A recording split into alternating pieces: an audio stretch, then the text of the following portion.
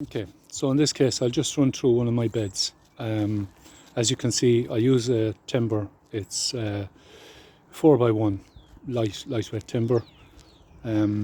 Keeps the compost in the bed and the stuff that should be in the walkway. It doesn't cause me much trouble with slugs. I don't have any more slugs than I think I might have without it. Okay, so bit of cabbage, still growing. What I have in there, well, there's a purple sprouting broccoli. It went in there by mistake because the rest of those are cauliflowers. I was an overwintering cauliflower. It's Roscoff, could be Roscoff Favour, something like that. It's a very old Dublin variety, maintained by a Dublin farmer for years. Little bit of leftover kale. I would say that's more broccoli. It is. Yeah, I can see one coming there, and that's properly broccoli as well. I have a continuation of broccoli that should see me until about April. I'll go over to this bed here. You can see these are a bit more mature.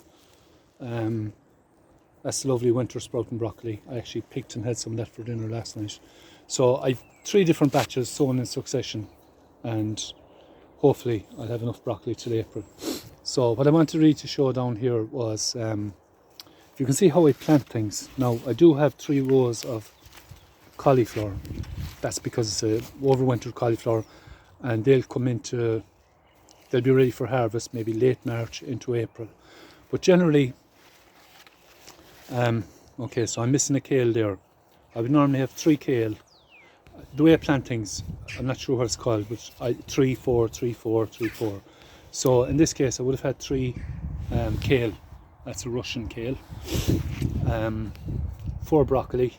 No, I've actually got 8 broccoli, but behind that then there was 3 cabbage, there was 4 curly kale, and behind that was 3 cabbage. So I only ever do stuff in small amounts. Now at the end of my wall here, I've got a wall that's about 5 feet high, and you can see I've got a net on hazel poles. And what I do with those, I have one at the end of each bed. I grow peas and beans, beans mostly. I grow peas on a different row. Peas, beans, squash, and a few other bits. It works. Nice sunny wall because the sun beats on this wall during the summer all day long. And another thing I've done, this is a bit of a mess here. You can see my walkways. Most of them I have wood chips in the walkways. And funny enough, now you might see I've got an apple tree. I've got 3 apple trees growing in the middle of the vegetable plot. But if you look down there, you can see how I raised the garden here up by more than a foot. So the original depth of the apple tree is about a foot below the beds, and the roots below that. Doesn't cause me any trouble at all. And I raised that into the garden by about 3 feet. Now, not to waste space, at the end of my bed, I have a little bed in here, and actually I got a stone on it for some reason. No, I shouldn't have, but anyway. So in that little square at the end of the bed, I've got asparagus, and in another one I've got up there, I've got artichokes. So I make use of the last 2.5 feet of the bed because I don't need to walk up there for any reason, and it's wasted space otherwise. Right, so I suppose what I was trying to show there anyway was my beds,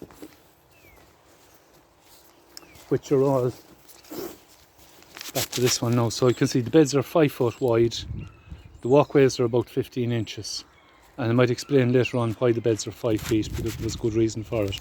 So you can see they're making the best use of all the available space. So I've got the bed planted, and at the end I've got my net. Okay, the one beside it is collapsed, but and as well as that, then I have a big wall there. I'm going to make good use of that this year, hopefully.